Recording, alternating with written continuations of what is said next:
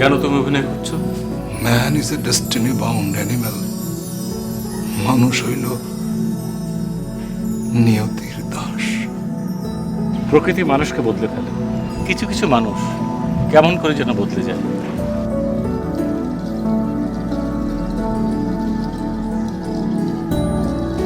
আজকের সকালটা খুব সুন্দর।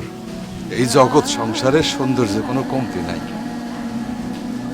এক জন্মে এই দুই চোখের সৌন্দর্য দেখে ফুরানো যাবে না স্যার।